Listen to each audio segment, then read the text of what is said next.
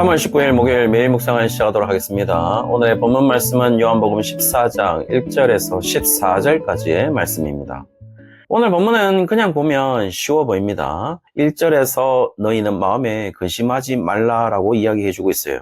여기서 근심하는 이유는 예수님이 곧 떠나시기 때문임을 알 수가 있는데 근심하지 않아도 되는 이유도 설명해주고 있습니다. 그것은 바로 내 아버지 집에 거할 곳이 많기 때문이라고 이야기해주고 있어요. 여기에서 내 아버지의 집의 정체는 아주 일반적으로는 하나님 나라 또는 천국으로 볼 수 있겠죠. 그리고 거기에 우리 성도들이 거처할 수 있는 곳을 예비하러 예수님이 올라간다라고 말하고 있고 3절에 내가 다시 와서 너희를 내게로 영접하여 나 있는 곳에 너희도 있게 하리라 라는 말씀은 예수님이 재림하셔서 우리를 천국으로 인도하여 함께 하시는 것으로 이해할 수 있습니다. 아주 쉽게 이렇게 이해할 수 있다라는 것이죠. 그러나 그렇게 이해하는 것은 너무 피상적인 이해로 보입니다. 그렇다면 어떻게 보는 것이 이 본문을 보다 정확하게 보는 것일까요? 지금 제자들과 예수님은 헤어짐을 준비하고 있습니다. 그래서 그 헤어짐에 이제 제자들은 근심을 할 수밖에 없는 상황에 놓이게 되는 것이죠. 그런 제자들에게 근심하지 말라라는 예수님의 위로는 의미심장한데 근심하지 말아야 되는 이유를 이야기함에 있어서 2절에 나와 있는 것이 아니라 사실 1절 하반절에 나오는데요. 하나님을 믿으니 또 나를 믿으라 라고 말해주고 있어요. 그래서 1절에는 3개의 명령이 나와 있습니다. 근심하지 말라, 하나님을 믿으라, 나를 믿으라 라는 것이었는데요. 이 3가지 형식은 모두 현재 명령형을 취하고 있습니다.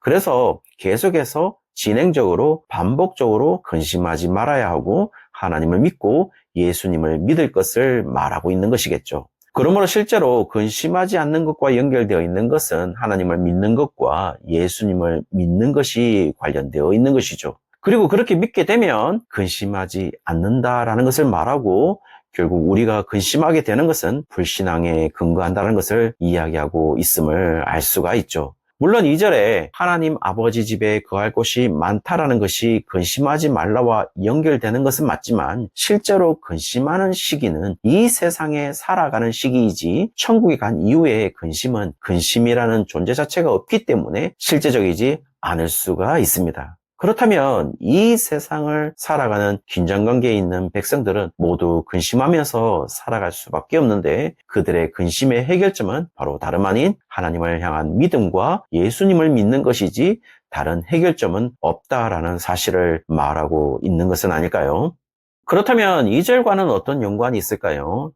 1절에 말한 그 믿음이 바로 2절에서 하나님의 집에서 거할 곳이 많다라는 것과 연결되어 있는 것으로 보이는데요. 여기에서 거할 곳이라는 표현이 의미심장한데 2절 하반절의 거처와는 조금 다른 의미를 가지고 있습니다. 거처는 토포스라는 단어로 장소적인 의미를 가지고 있지만 거할 곳은 모네라는 것으로 어떤 상태의 지속의 의미를 가지고 있는 것으로서 그렇게 머물러 있는 상태가 지속되고 있음을 표현하고 있는 것이죠. 그래서 아버지 집에 함께 있는 상태가 지속되고 있는 모습을 그리고 있는 것으로 미래 시제가 아닌 현재 시제로 현재의 상태를 말하는 것이라면 지금도 여전히 아버지와 함께 거할 곳이 많은 상태라는 것을 이야기해주고 있는 것이겠죠. 따라서 하나님 아버지가 그 집의 주인이라면 그 집에 거할 자격이 있는 자는 하나님 아버지와 깊은 관계성을 가진 자만이 가능하고 1절은 그런 관계성을 가질 수 있는 유일한 조건은 하나님을 믿는 것과 예수님을 믿는 것임을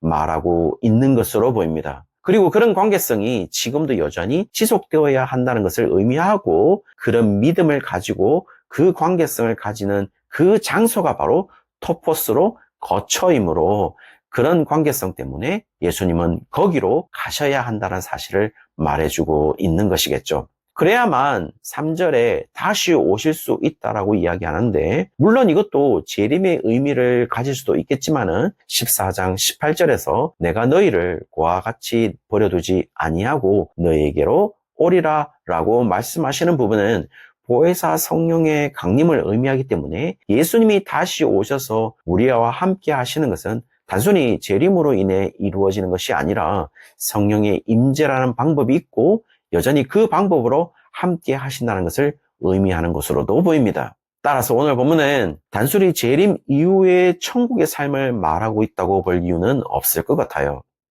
근심하지 말라는 것이 단순히 천국에 갈 것이고 그 천국에 우리의 집을 예비하러 예수님이 가셨다고 말하는 것은 지금 현재를 살아가는 성도들에게 천국을 바라보기는 하지만 현실을 살아가는 그리스도인들에게 너무 추상적인 것일 수도 있을 것 같습니다. 그래서 예수님은 그렇게 말씀하지 않으시고 현재와 미래를 함께 말하고 있는 것으로 보입니다. 근심하지 않아도 되는 이유는 자신은 죽어서 떠나지만 여전히 함께 하심의 상태는 그대로 유지되고 있다는 것이고 그렇게 유지할 수 있는 유일한 근거는 바로 우리가 믿음을 버리지 않고 그 믿음을 그대로 지켜나가는 것임을 이야기해주고 있는 것이겠죠.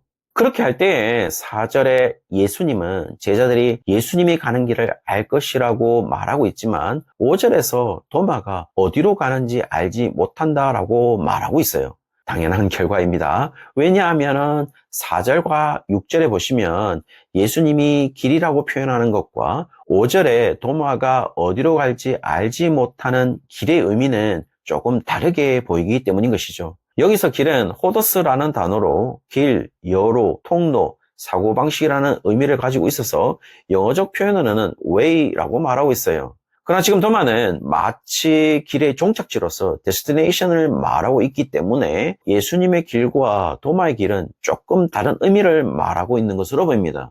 왜냐하면 예수님의 길은 도마가 말하는 그 길의 과정에 놓여 있는 길을 말하고 있기 때문인 것이죠. 그래서 예수님은 도마가 말하는 종착지에 갈 수 있는 유일한 방법으로 유일한 길로 자신의 정체성을 밝히는데 6절에 보면 그 유명한 내가 길이요 진리요 생명이라고 말씀하시고 있는 것이죠. 그리고 예수님으로 말미암지 않고 아버지께로 올 자가 없다라는 것을 말씀함으로써 예수님 자신이 하나님께로 갈 수 있는 유일한 길이고 유일한 진리이고 유일한 생명이라는 것을 이야기해주고 있는 것으로 보입니다.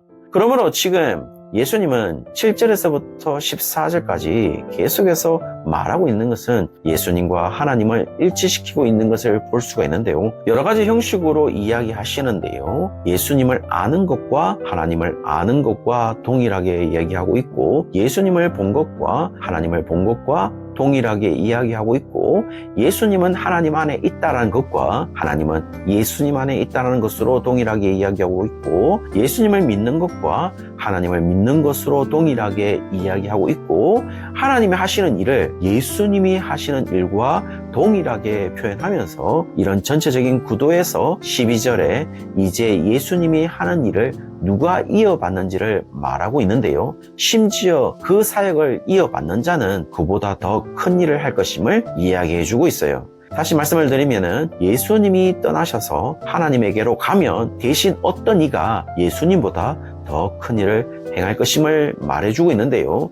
예수님의 사역을 그대로 이어받을 것임을 말하는 것으로 여기에서 예수님의 사역을 그대로 이어받을 자는 제자들밖에 없습니다. 그리고 그렇게 제자들이 이어받을 수밖에 없는 이유는 예수님이 하나님 아버지께로 가기 때문임을 이야기하고 있는 것이죠.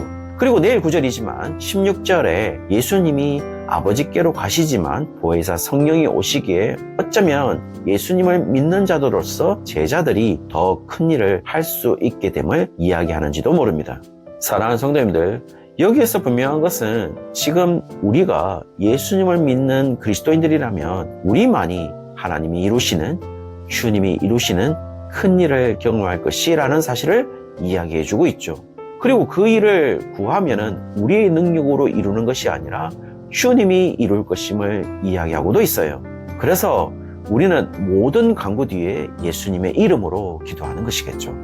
오늘 하루 오로지 세상에 계실 때에 예수님이 하셨던 일을 주님 대신으로 현재 이 세상에서 감당하는 자들로서 주님 대신 더 큰 일을 감당함으로 우리의 능력이 아닌 주님의 능력으로 이루시는 일들이 우리의 삶에 풍성히 채워지는 하루가 되시기를 주의 이름으로 축원합니다.